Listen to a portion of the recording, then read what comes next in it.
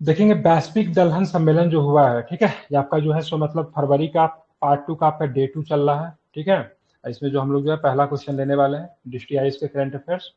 अब यहाँ पे देखेंगे पहला क्वेश्चन, वैश्विक दलहन सम्मेलन 2024 के संबंध में निम्नलिखित कथनों पर विचार करना है, ठीक है।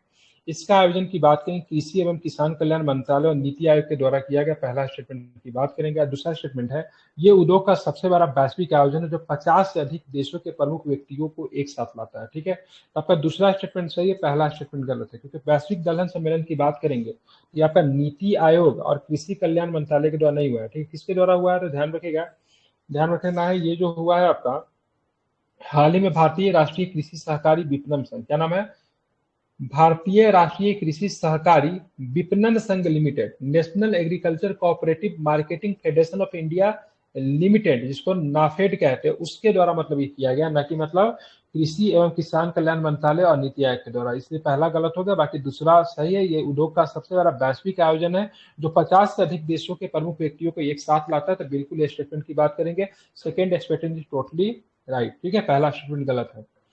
एशिया प्रशांत, ठीक है, एशिया प्रशांत एसडीजी प्रगति रिपोर्ट विश्व बैंक के वार्षिक प्रमुख प्रकाशकों में से एक है। मतलब एशिया प्रशांत एसडीजी रिपोर्ट की बात करेंगे तो विश्व बैंक जो होता है आपको प्रस्तुत करता है, ध्यान में रखेंगे। दूसरा की बात करेंगे तो दूसरा जो है, यह क्षेत्र में एसडीजी प्रगति का एक संक्षिप्त विवरण प्रदान करता है जो एशिया प्रशांत हेतु संयुक्त राष्ट्र आर्थिक और सामाजिक आयोग तथा उसके भागीदारों द्वारा संचालित कई अन्य गतिविधियों के लिए आधार के रूप में कार्य करता है। बोल रहा है कौन सा कथन सही है, तो पहला स्टेटमेंट जो दिया एशिया प्रशांत एसडीजी प्रगति रिपोर्ट विश्व बैंक के वार्षिक प्रमुख प्रकाशकों में से एक है, तो ये गलत है, क्योंकि ये रिपोर्ट जो होता है विश्व बैंक के द्वारा नहीं प्रस्तुत किया जाता है, इस संयुक्त राष्ट्र, ठीक है, संयुक्त ESCAP के द्वारा प्रस्तुत किया, किसके द्वारा, ESCAP, ठीक है, ध्यान रखिए, ये इसके रिपोर्ट को देती है, ठीक है, ना कि मतलब विश्व बैंक देती है, तो ये तो गलत हो गया।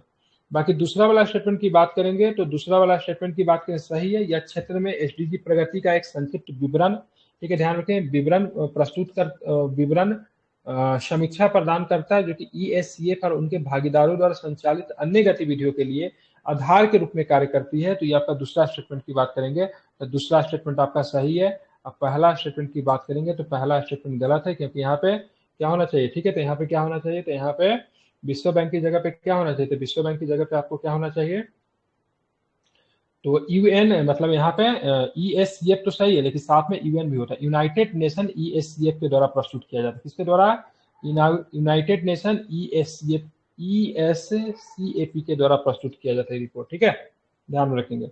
अब चलेंगे तो इसका सही क्या हो जाएगा, तो इसका आंसर की बात करेंगे डी हो जाएगा, एक गलत है और दूसरा सही है, ठीक है। अब देखेंगे राष्ट्रीय अनुसूचित जाति आयोग के संबंध में निम्नलिखित कथनों पर विचार करना है। यह अनुसूचित जातियों के शोषण के खिलाफ सुरक्षा उपाय प्रदान करने के लिए स्थापित एक संवैधानिक निकाय था। अनुसूचित जाति आयोग संवैधानिक निकाय है। नेशनल कमीशन पर शेड्यूल कास्ट की बात करेंगे तो संवैधानिक निकाय है, हाँ है, बिल्कुल ठीक है, संवैधानिक निकाय है, ठीक है, ध्यान रखिएगा। ये ओबीसी की बात करेंगे, एससी की बात करेंगे तो दोनों को दोनों संवैधानिक निकाय है, ठीक है, ध्यान रखेंगे, ठीक है। और इसके बारे में अगर हम चर्चा करेंगे तो ध्यान रखेंगे 19वें, ठीक है, 79 कॉन्स्टिट्यूशन अमेंडमेंट संशोधन 2003 के अनुसूचित जाति अनुसूचित जनजाति के लिए संयुक्त राष्ट्रीय आयोग को दो अलग अलग निकायों में, ठीक है, विभाजित कर दिया गया। तो ये सही है क्या, नहीं गलत है, 79 नहीं था। हाँ 79 नहीं होगा, क्या होगा 89 होगा, कौन सा होगा, 89, ठीक है, हाँ हाँ 89वां जो था 89 कॉन्स्टिट्यूशन अमेंडमेंट जो था 2003 में आया था। तो अनुसूचित जाति की बात करेंगे तो अनुसूचित जाति सॉरी अनुच्छेद की बात करेंगे तो कौन सा अनुच्छेद में संशोधन किया गया, तो 338 में, ठीक है, 338 में संशोधन किया गया, ठीक है, 338 में संशोधन करके दो अनुच्छेद बनाए गए, ठीक है, एक में रखा गया एससी को, ठीक है, एक में रखा गया किसको, एसटी को, तो दो अलग अलग हो गया, ठीक है, इसके लिए बनाया गया 338 और 338A, ठीक है। तो अनुच्छेद 338 में क्या है, तो अनुसूचित जाति आयोग है, ठीक है, अनुच्छेद 338 में क्या है, ठीक है, इसमें क्या है, अनुसूचित जाति आयोग, ठीक है, national commission for schedule caste 338 में है, ठीक है, और 338 के ए में क्या है, तो national commission for schedule tribe, ठीक है, ध्यान में रखें। ये कौन था, 89 89वां नंबर कॉन्स्टिट्यूशन अमेंडमेंट था, ध्यान में रखेंगे। ये कब हुआ था, 2003 में हुआ था, ठीक है, 2003 में संवैधानिक संशोधन हुआ था, लेकिन ये सब जो बना दो आर्टिकल्स बने 338 और 338 ए बने, ये कब बने थे? 2004 में बने। कब बने? तो 2004 में बने। ठीक है, ध्यान में रखना है। ठीक है, तो महत्वपूर्ण क्वेश्चन था। इसी तरह के क्वेश्चन आपको एग्जाम में भी देखने को मिल सकते हैं। तो यहाँ पे कौन सा पहला स्टेटमेंट सही है, दूसरा स्टेटमेंट गलत है। ठीक है, मतलब कौन से कथन सही थे? केवल एक सही है। अब देखिए, समय पूर्व बी औद्योगिकरण का सामना कर रहा है भारत। समय पूर्व, ठीक है, बी औद्योगिकरण का सामना कर रहा है। ठीक है, दूसरी की बात करेंगे, भारत अर्थव्यवस्था सेवा क्षेत्र में समय से पहले बदलाव का सामना कर सकते हैं, जिससे विनिर्माण विकास में बाधा आ सकती है। ठीक है, तो पहला वाला स्टेटमेंट की बात करेंगे वो भी सही है, और दूसरा वाला स्टेटमेंट की बात करेंगे तो वो भी आपका स्टेटमेंट की बात करेंगे तो वो भी स्टेटमेंट जो है आपका सही है। किसी भी तरह का दिक्कत नहीं है, क्योंकि महामारी के बाद तेजी से सुधार होने के बावजूद भारत समय पूर्व बी औद्योगिकरण का सामना कर रहा है, जिससे असमानता बढ़ सकती है, क्योंकि तेजी से विकास का लाभ एक छोटे से अल्पसंख्यक वर्ग को मिलता है, जिससे मौजूदा असमानता बढ़ जाती है। ठीक है, तो कथन एक की बात करेंगे सही है। अब भारतीय अर्थव्यवस्था सेवा क्षेत्र में समय से पहले बदलाव का सामना कर रही है, विनिर्माण विकास को क्या होगा? बाधा आ सकती है। तो दोनों को दोनों स्टेटमेंट सही है, इसलिए ऑप्शन नंबर क्या होगा? एक होगा। ठीक है, अब आते हैं आगे देखेंगे। ठीक है, थानथाई पेरियार वन्य जीव अभ्यारण्य के संबंध में निम्नलिखित कथनों पर विचार करना। ठीक है, वन्य जीव अभ्यारण्य का नाम क्या है? थानथाई पेरियार वन्य जीव अभ्यारण्य। तो पहला स्टेटमेंट की बात करेंगे तो पहला स्टेटमेंट जैसे तमिलनाडु में है, यह वन्य जीव अभ्यारण्य तमिलनाडु के बरगुर पहाड़ियों में स्थित है। तो पेरियार से तो आप लोग को अंदाजा हो गया होगा, साउथ का ही बात हो रही है। ठीक है, तमिलनाडु में, बिल्कुल ठीक है। तो थानथाई पेरियार वन्य जीव अभ्यारण्य आपको कहाँ पे मिलेगा? तमिलनाडु के, ठीक है, तमिलनाडु के इरोड जिले के बरगुर पहाड़ी में। कौन सा जिला है? इरोड।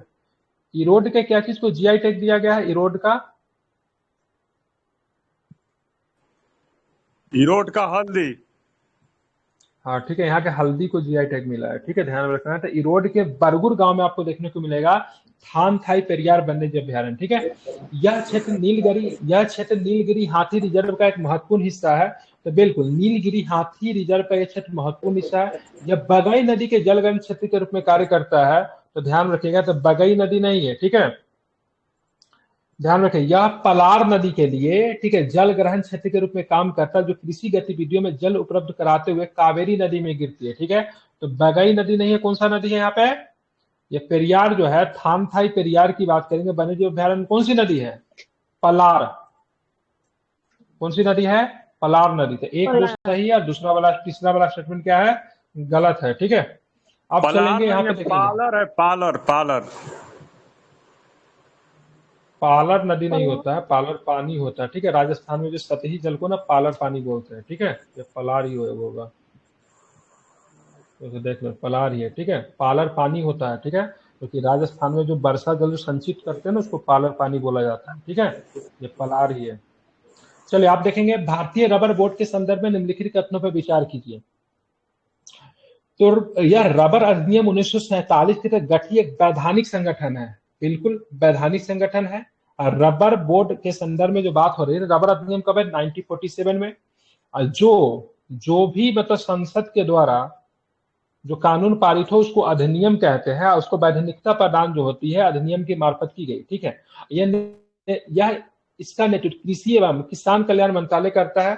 तो दूसरा वाला स्टेटमेंट की बात करेंगे, दूसरा वाला गलत है। ठीक है, बोर्ड देखेंगे, इसका नेतृत्व की बात करेंगे ना, तो बोर्ड रबर से संबंधित अनुसंधान विकास विस्तार के साथ परीक्षण गतिविधियों की सहायता को प्रोत्साहित करके देश में रबर उद्योग के विकास के लिए बढ़ावा देता है। ये कृषि एवं किसान कल्याण मंत्रालय के द्वारा नहीं आता है। बोर्ड का एक अध्यक्ष होता है, जो कि वाणिज्य एवं उद्योग मंत्रालय के प्रशासनिक नियंत्रण के तहत कार्य करता है। ठीक है, कौन सा मंत्रालय? तो वाणिज्य एवं उद्योग मंत्रालय का अधीन काम करता है, जिसमें बोर्ड का एक अध्यक्ष होता है, केंद्र सरकार द्वारा नियुक्त किया जाता है, और इसमें प्राकृतिक रबर उद्योग के विभिन्न हितों का प्रतिनिधित्व करने वाले 28 सदस्य होते हैं। ठीक है, तो रबर के उत्पादन में बताइए कौन सा भारतीय राज्य जो है रबर के उत्पादन में अग्रणी है? प्राकृतिक रबर के उत्पादन में कर्नाटक। ठीक है, इसमें क्या होगा? कर्नाटक आंसर होगा। ठीक है, प्राकृतिक रबर में। ठीक है, चलिए, तो इसका कौन सा है? केवल एक सही है। ठीक, हाँ, रबर में कर्नाटक। हाँ, है ना, रबर में कर्नाटक कैसे होगा? हम तो कर्नाटक ही पढ़े थे, एक बार चेक कर लीजिए, कहीं चीज बदल गया होगा, बहुत दिन पहले पढ़े। केरल दोनों में एक्सचेंज होते ही रहता है। केरल या तो हम कुछ दिन पहले पढ़े, तो हो सकता है अभी चेंज हो गया होगा, एक बार चेक कर लीजिए। ठीक है, पब्लिक अकाउंट कमेटी, जिसको बोले पब्लिक सॉरी लोक लेखा समिति के संदर्भ में निम्नलिखित कथनों पर विचार करना है। ठीक है, लोक लेखा समिति, लोक लेखा समिति, यह समिति 3 वित्तीय संसदीय समितियों में से एक है। अन्य 2 प्राक्कलन समिति में सार्वजनिक उपक्रम समिति है, तो बिल्कुल ठीक है। इसका गठन भारत के संविधान के अनुच्छेद 308 के तहत किया गया है। ये बात सही है क्या? तो संविधान में इसके बारे में चर्चा ही नहीं है। ठीक है, ध्यान रखेंगे। ठीक है, लोक लेखा समिति की प्रक्रिया और कार्य संचालन नियमों के नियम 308 के तहत वर्तमान में प्रतिवर्ष, ठीक है, लोक लेखा समिति का गठन किया गया। लोक लेखा ये लोकसभा में इसके बारे में कौन सा नियम है? नियम कौन सा है इसका? नियम 308 है। 308 नियम है जो कि लोकसभा का नियम है, न कि मतलब संविधान का। ठीक है, ध्यान रखेंगे। ठीक है, कौन सा है? लोकसभा का भी अपना एक नियम होता है। जैसे लोकसभा क्या है भाई, बॉडी है, एक संस्था है ना, हर संस्था को चलाने के लिए अपना एक नियम होता है। ठीक है, हालांकि संवैधानिक नियम नहीं है, लेकिन हर संस्था को चलाने के लिए एक नियम होता है। तो लोकसभा किस प्रकार से चलेगा नहीं चलेगा, तो लोकसभा की अपनी एक पुस्तिका है, उसमें बहुत सारे नियम दिया हुआ है। तो लोकसभा की कार्यप्रणाली क्या होगी, उसी के नियम के तहत, नियम 308 के तहत लोक लेखा समिति का गठन किया जाता है। ठीक है, और लोक लेखा समिति की शुरुआत की बात करेंगे तो सबसे पहले बार 1919 के मॉन्टेग्यू चेम्सफोर्ड जो सुधार जो था उसमें था। लेकिन पहली लोक लेखा सुधार जो बनी थी, लोक लेखा समिति जो बनी थी 1921 में बनी थी। कब बनी थी? 1921 में बनी थी। ठीक है, समझ गए ना? लेकिन 1919 के एक्ट में ही था। ठीक है, तो नियम 308 है, लेकिन भारतीय संविधान का नियम नहीं है, लोकसभा का नियम है। ठीक है, ध्यान रखेंगे। तो ऑप्शन नंबर क्या होगा? 1 होंगे। ठीक है, सदस्य कितने होते हैं लोक लेखा समिति में? हाँ बिल्कुल, कितने? 30 सदस्य होते हैं। कहाँ से कितने आते हैं? लोकसभा से 22 आएंगे और 8 राज्यसभा। और तो एस्टिमेट कमेटी में होता है। लोक लेखा समिति में सही से बताइए, सदस्य की संख्या कितने होते हैं? इसमें 15-7 का रेशियो होता है ना, 22। ठीक है, इसमें 30 नहीं होता है, इसमें 15 और 7 होता है। ठीक है, तो प्राक्कलन समिति में 30 होता है, लोक लेखा समिति कितना होता है? 15 और 7 होता है। ठीक है, ध्यान में रखेंगे।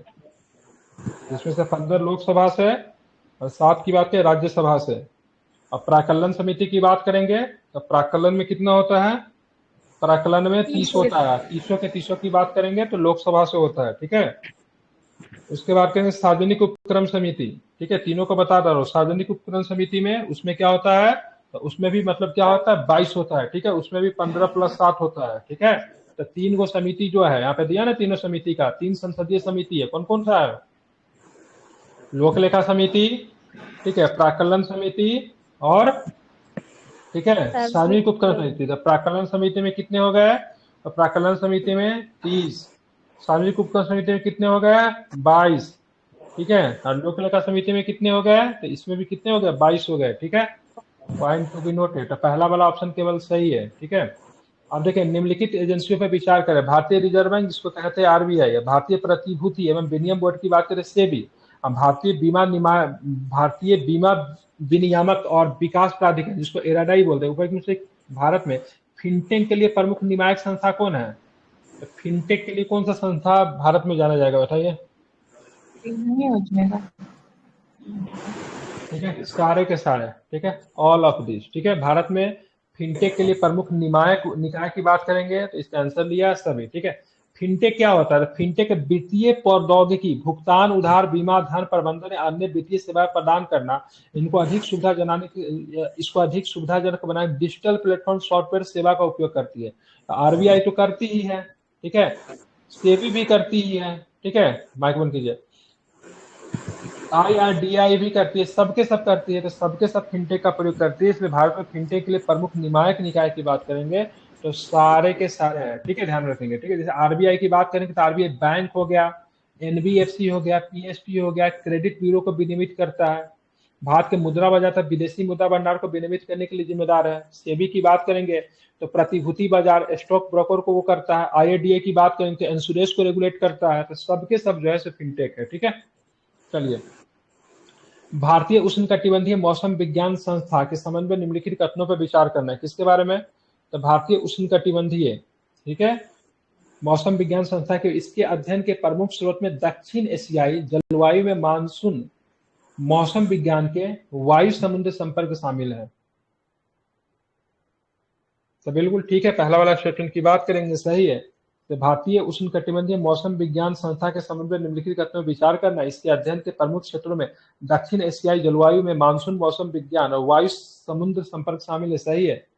IITM भारत सरकार के पर्यावरण, वन और जलवायु परिवर्तन मंत्रालय के तहत स्वायत्त संस्थान के रूप में काम करता है, तो गलत है, ठीक है, क्योंकि ये भारत सरकार के पर्यावरण के अधीन काम नहीं करता, पृथ्वी और विज्ञान मंत्रालय के अधीन काम करता है। किसके काम करता है? तो पृथ्वी और विज्ञान मंत्रालय। विज्ञान मंत्रालय के अधीन काम करता है, ठीक है, ध्यान में रखेंगे, ठीक है, विज्ञान मंत्रालय के अधीन काम करता है, ठीक है, ध्यान में रखना है, ठीक है, इंपॉर्टेंट है, ठीक है। इसका हेडक्वार्टर कहाँ पे है? IITM का है पुणे में है। कहाँ पे? पुणे में है, ठीक है। कहाँ पे इसका हेडक्वार्टर? IITM का भारतीय उष्णकटिबंधीय मौसम विज्ञान संस्था पुणे में इसका हेडक्वार्टर, ठीक है। इसका पहला वाला स्टेटमेंट सही, बाकी दूसरा गलत है। स्पर विंड लैंप विंग के संबंध में निम्नलिखित कथनों में विचार करना है, ठीक है। ये पंछी का नाम है, कौन सा? स्पर विंग्ड लैंप विंग के संबंध में निम्नलिखित कथनों में विचार करना है। स्पर विंग लैंप विंग 4 डिडरे परिवार से संबंधित है, तो बिल्कुल पहला वाला स्टेटमेंट की बात करेंगे, सही है, परिवार की बात करेंगे। इसका नाम स्पर विंग लैंप विंग के 4 डिडरे परिवार से संबंधित है। यह पक्षी आमतौर पर अफ्रीका के मध्य और उप सहारा क्षेत्रों में पाया जाता है, तो ये भी आपका सही है, ठीक है, ध्यान में रखेंगे। अब बात करेंगे, पक्का IUCN लिस्ट दिया होगा इसका। IUCN स्थिति के अनुसार पक्षी को गंभीर संकटग्रस्त के रूप में वर्गीकृत किया गया, तो तीसरा वाला स्टेटमेंट की बात करेंगे तो नहीं है, ठीक है, गंभीर संकटग्रस्त नहीं है, ध्यान रखें, कम चिंतनीय में वर्गीकृत किया। क्या? कम चिंतनीय, ठीक है, कम चिंतनीय में इसको वर्गीकृत किया गया था, ध्यान में रखेंगे, ठीक है। आहार की बात करें, मुख्य रूप से कीड़ा, कीट, लावा और छोटे और कशेरुकी जंतु को खाता, मांसाहारी होती है पंछी, ठीक है, क्या होती है? मांसाहारी होती है, ठीक है, इसमें ध्यान में रखना है। तो ये तो गलत हो गया ना, तो 2 स्टेटमेंट, केवल 2 सही है। एकलव्य मॉडल के बारे में एग्जाम में क्वेश्चन आ सकता है, काफी इंपॉर्टेंट है, और हमने परफेक्शन आइस में भी इसके बारे में हम लोगों ने पढ़ा था, एकलव्य मॉडल के बारे में, ठीक है। तो एकलव्य मॉडल आवासीय विश्वविद्यालय के संबंध में निम्नलिखित कथनों पर आपको विचार करना है, ठीक है।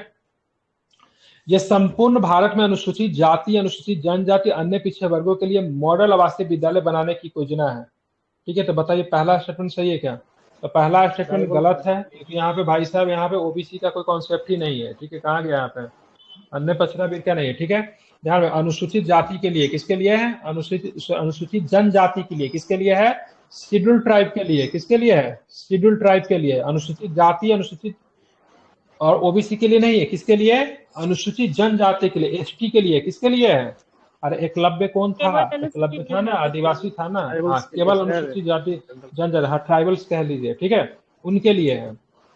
इसका नोडल मंत्रालय शिक्षा मंत्रालय है, तो ध्यान रखिएगा, ये भी गलत है, ठीक है। तो ये इसका गलत है, इसका नोडल मंत्रालय की बात करें, शिक्षा मंत्रालय नहीं है, ठीक है, ध्यान में रखेंगे, ठीक है। जनजातीय मंत्रालय वही होगा ही, ठीक है, देख लेता हूँ क्या है उसका। तीसरा वाला स्टेटमेंट की बात करेंगे, हाँ, जनजातीय कार्य मंत्रालय इसका नोडल एजेंसी होगा। कौन होगा? जनजातीय कार्य मंत्रालय, ठीक है, कौन सा होगा? जनजातीय कार्य मंत्रालय होगा, ठीक है, ध्यान में रखेंगे, ठीक है। मंत्री कौन बने इसके अभी? मुंडा साहब हट गए क्या? नहीं, वो हट वही ठीक है। जनजातीय कार्य मंत्रालय के अधीन काम करता है। यह स्कूल संबंधित राज्य के पाठ्यक्रम पर आधारित होंगे और शिक्षा केवल मातृभाषा में दी जाएगी, ये भी गलत है, ठीक है। ये CBSE का पाठ्यक्रम का अनुसरण करेगा। किसका पाठ्यक्रम का अनुसरण करेगा? तो CBSE का पाठ्यक्रम, ठीक है। तो देखिए, ये बहुत महत्वपूर्ण योजना है, केंद्र सरकार की योजना है, ठीक है, ध्यान में रखना है। यहाँ पे सबसे पहले केवल ST के लिए है, जनजातीय कार्य मंत्रालय इसका नोडल एजेंसी है, और किसके सिलेबस को फॉलो करेगा? तो CBSE के फॉलो करेगा, ठीक है, CBSE के। तो बोला कितने कथन सही है? तो कोई भी नहीं है। अब जैसे निर्भया कांड काफी चर्चित कांड था, ठीक है, निर्भया कांड जो था काफी चर्चित कांड था, ध्यान में रखेंगे, इससे देश जो था शर्मसार हुआ था, ठीक है। इसके बाद पर इसका उद्देश्य विशेष रूप से महिलाओं के बचाव और सुरक्षा के निर्भया फंड बनाया गया है, ठीक है, ध्यान में रखेंगे, ठीक है। निर्भया से ही संबंधित है निर्भया फंड। निर्भया फंड के संबंध में किनके यहाँ से गाड़ी की आवाज आ रही है? निर्भया फंड के संबंध में निम्नलिखित कथनों पर आपको विचार करना है, ठीक है। तो इसका उद्देश्य विशेष रूप से महिलाओं के बचाव और सुरक्षा के सुधार के लिए परियोजना है, ठीक है। यह एक नॉन लैप्सेबल कॉर्पस फंड है, तो ऐसा नहीं है, ठीक है, यह नॉन लैप्सेबल कॉर्पस फंड नहीं है, ठीक है, ध्यान रखेंगे, गलत है, ठीक है। कथन दो, सॉरी कथन दो भी सही है, स्टेटमेंट सही है, ठीक है। नॉन लैप्सेबल कॉर्पस फंड सही है, ठीक है। इसका संचालन मानव संसाधन मंत्रालय के द्वारा किया जाएगा, तो ये गलत है, ठीक है। इसका संचालन कौन करेगी? तो महिला एवं बाल विकास मंत्रालय। कौन करेगी?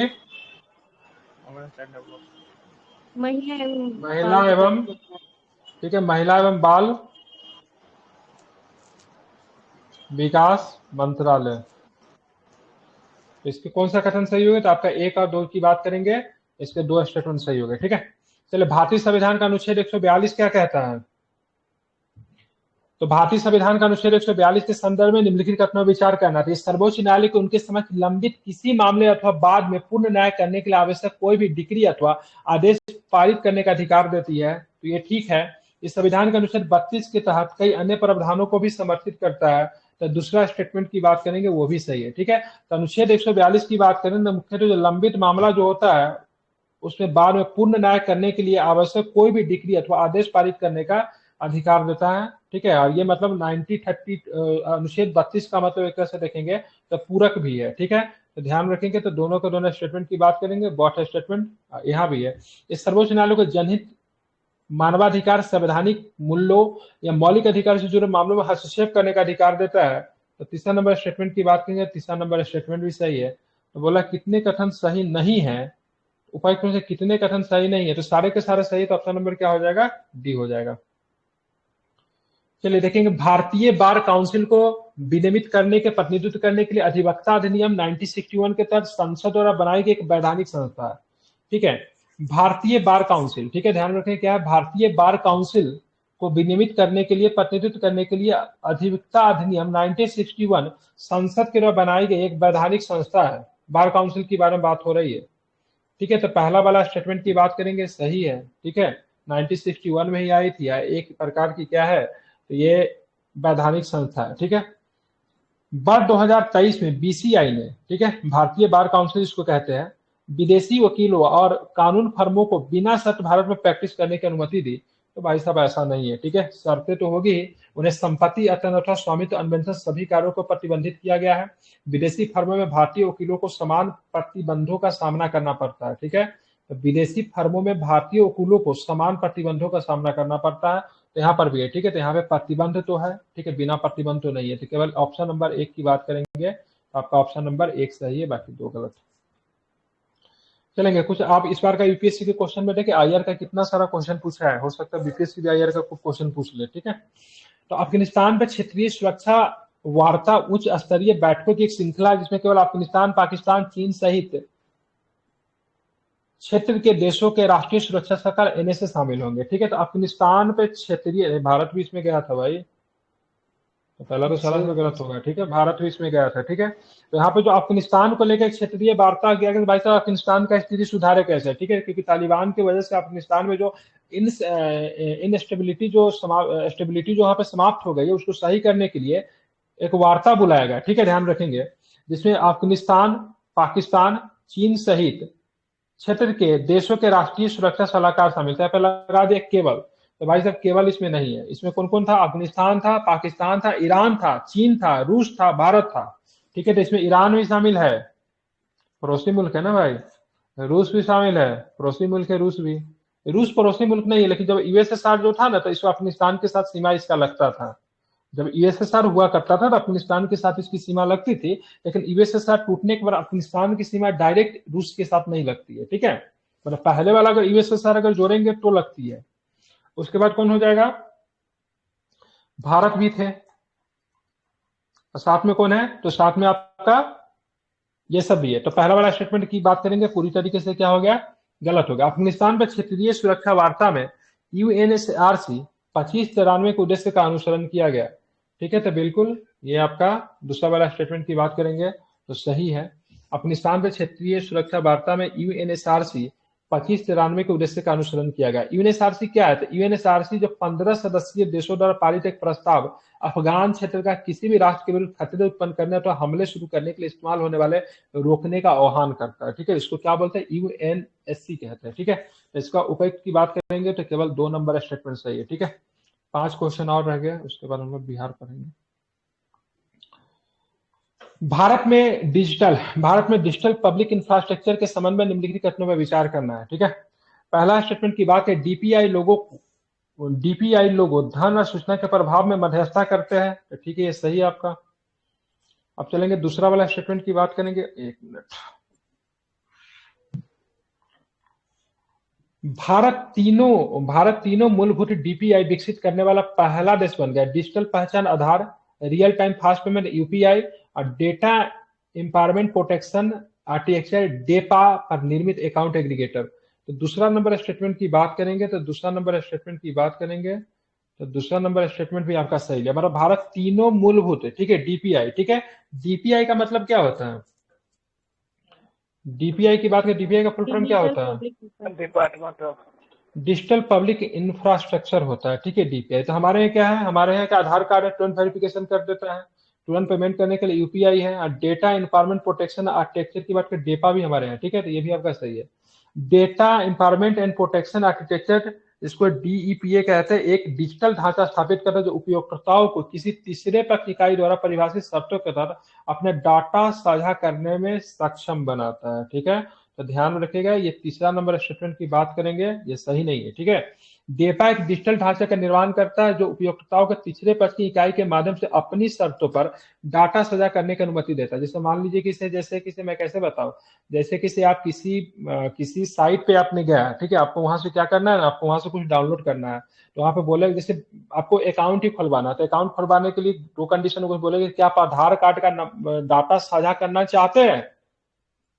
तो करना चाहते हो तो हाँ क्लिक करने का ऑप्शन होगा, नहीं करना चाहते हो तो नहीं कर सकते। तो डेपा जो है सो डाटा को शेयर तो करने की अनुमति देता है, लेकिन अपने शर्तों पे। ठीक है, वेरिफिकेशन के लिए मुख्यतः जैसे जब भी वेरिफिकेशन में 3 पक्ष इन्वॉल्व होता है। कौन कौन पक्ष? जैसे मान लीजिए किसी बैंक में खाता खुलवाने के गए, तो बैंक एक पक्ष हो गया जिसके साथ अपना डाटा को शेयर करो, बीच में क्या हो? आप हो। ठीक है, इधर क्या हो गया? मान लीजिए आधार कार्ड है। ठीक है, तो आधार कार्ड का डाटा आपको किसके साथ? बैंक के साथ शेयर करना है। ठीक है, बीच में क्या आप इन्वॉल्व हो। जैसे पेमेंट ही आप यूपीआई के थ्रू करते हो, तो यूपीआई के थ्रू भी पेमेंट करने में 3 लोग विद्वान होते हैं। 3 लोग, एक तो बैंक इसमें इन्वॉल्व होता है, एक आप इन्वॉल्व है, एक किसके पास पेमेंट जा रहा है वो भी इन्वॉल्व है। तो तीनों के तीनों व्यक्ति इन्वॉल्व है। तो वैसे चीजों को रेगुलेट करने के लिए डेपा मतलब काम करता है। ठीक है, तो आपको क्या है, आपसे 2 कथन की बात करेंगे, सही है इसमें। अब आता है निम्नलिखित कथनों विचार। लैस की बात करें, लैक क्या होता है? लाइन ऑफ एक्चुअल कंट्रोल होता है। ठीक है, एलओसी की बात करें, लाइन ऑफ कंट्रोल होता है। ठीक है, तो भारत और चीन ने केवल वास्तविक नियंत्रण रेखा की बात करें, लैक के पूर्वी तथा मध्य क्षेत्रों के लिए मानचित्रों का आदान प्रदान किया है। 37 नंबर क्वेश्चन देखिए। तो 37 नंबर क्वेश्चन की बात करेंगे तो पहला कथन की बात के कथन एक सही नहीं है। सबसे पहले हम लैक के बारे में बात, इसको लाइन ऑफ एक्चुअल कंट्रोल कहते हैं। ठीक है, और इसको बोला लाइन ऑफ कंट्रोल बोला जाता है, एलओसी को बोला जाता है। ठीक है, लैक की बात करें, भारतीय नियंत्रित क्षेत्र को चीन नियंत्रित क्षेत्र से पृथक करने वाली सीमा रेखा की बात करते हैं। तो लैक की लंबाई कितनी है? एलओसी की लंबाई कितनी है? 3488 किलोमीटर है। कितनी है? 3488 किलोमीटर। लेकिन चीन क्या कहता है? चीन बोलता नहीं, 3488 किलोमीटर थोड़ी, 2000 किलोमीटर है। क्योंकि चीन जो है अरुणाचल प्रदेश को बोलता है भाई साहब ये पूर्वी तिब्बत है। क्या है? पूर्वी तिब्बत मतलब इसको कहता है अरुणाचल प्रदेश को। ठीक है, क्योंकि 3488 किलोमीटर हम लोग मानते हैं, चीन बोलता है नहीं, 2000 किलोमीटर ही है। ठीक है, अब देखिए ये जो लैक का जो सीमा रेखा की बात करें, भारत और चीन के बीच में सीमा रेखा की बात करें, कहां कहां पे अवेलेबल है? तो आप चलोगे कहां पे? चलोगे तो अरुणाचल प्रदेश चलेंगे, तो पूर्वी क्षेत्र में। देखिए पूर्वी क्षेत्र में आप जाओगे तो पूर्वी क्षेत्र में आपको कहां पे मिलेगा? पूर्वी में अरुणाचल, पंजाब पूर्वी पड़ता है। मतलब ठीक है, अरुणाचल प्रदेश और सिक्किम में। ठीक है, ध्यान रखेंगे, अरुणाचल प्रदेश और सिक्किम में आपको पड़ेगा। ठीक है, आप चलेंगे मध्य क्षेत्र में, चलेंगे तो मध्य क्षेत्र में उत्तराखंड और हिमाचल प्रदेश है। ठीक है, अब पश्चिमी क्षेत्र में अगर बात करेंगे तो पश्चिमी क्षेत्र में क्या? लद्दाख है। ठीक है, तो भारत तथा चीन ने केवल लैक के मध्य क्षेत्र के लिए मानचित्रों का आदान पर पूरे एलएसी के लिए नहीं किया है, केवल मध्य क्षेत्र के लिए किया है। तो मध्य क्षेत्र में कौन सा सीमा जो है लैक के साथ लगता है? उत्तराखंड, हिमाचल। ठीक है, ध्यान रखें, उत्तराखंड और हिमाचल प्रदेश के लिए, यूके और एचपी के लिए भारत ने किया, न कि पूरे क्षेत्र के लिए किया। तो पहला वाला तो गलती हो गया। भारत और पाकिस्तान के बीच नियंत्रण रेखा, ठीक है, वर्ष 1948 में स्थापित हुई थी। तो दूसरा वाला स्टेटमेंट की बात करें तो ये भी गलत है। ठीक है, कब स्थापित हुई थी? 47 में। बहुत अच्छा, वेरी गुड। ठीक है, 1972 में शिमला समझौता के बाद इसको स्थापित किया गया था। 1971 में शिमला समझौता हुआ था, ठीक है, उसके बाद इसको किया गया था। वैसे 1947 में जो उसको स्थापित किया ना, उसको मैकमोहन। मैकमोहन बोलते हैं। पाकिस्तान के साथ मैकमोहन लगता है, रेड क्लिफ बोला जाता है उसको। कौन सा बोलता है?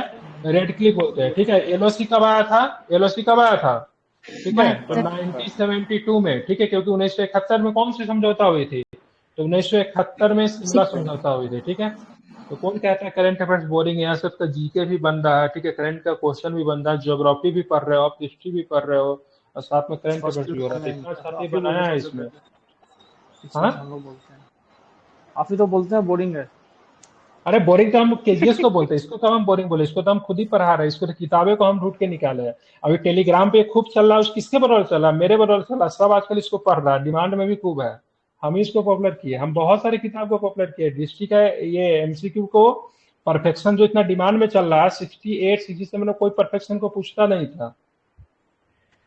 अब दिन भर परफेक्शन पर एक्सप्रेशन देखते हुए फ्री वाला ग्रुप में सब मांगते था, तो अभी भी मैसेज कर रखा है, हम पॉपुलर किए परफेक्शन को। उससे पैसा मांगने की देता नहीं है, लेकिन चलिए इंटरपोल के बारे में जान लेते हैं। ठीक है, तो इंटरपोल की बात करेंगे। सबसे पहले स्थापना कब हुई थी इंटरपोल की?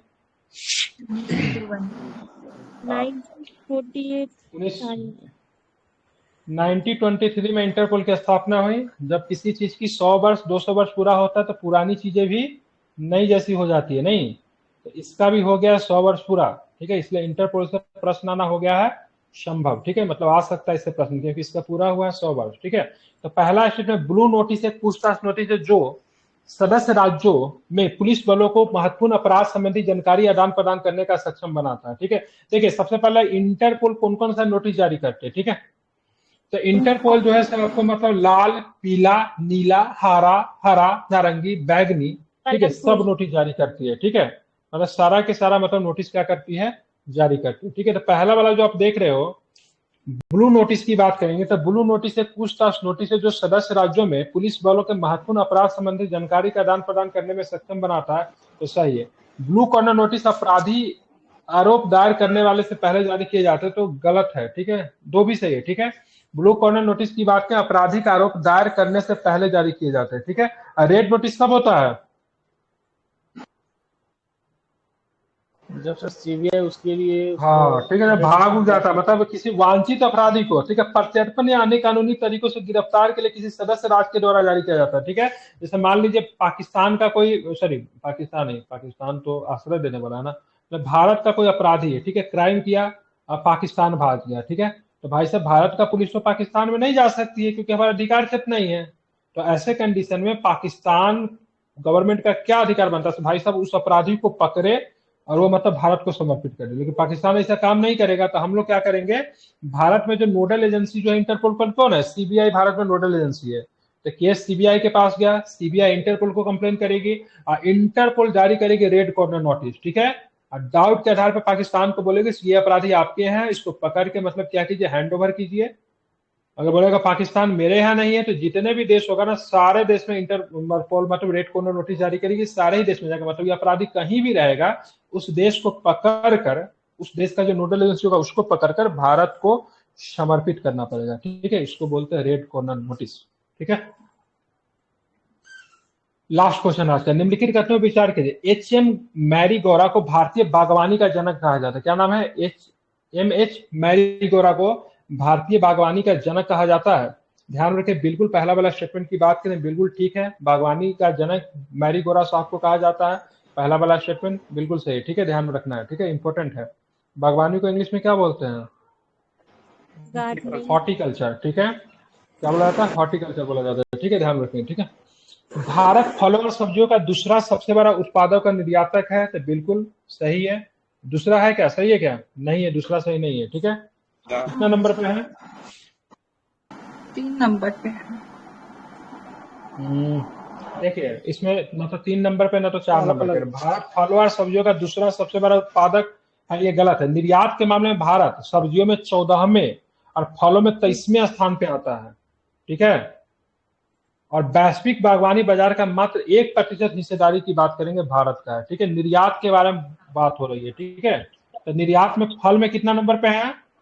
14 नंबर पे, ठीक है। सब्जी में कितना नंबर पे है, तो 23 नंबर पे है, ठीक है। बागवानी फसलों की उत्पादकता खदानों की उत्पादकता की तुलना में बहुत अधिक है, तो बिल्कुल ध्यान रखें ये वाला सही है, ठीक है।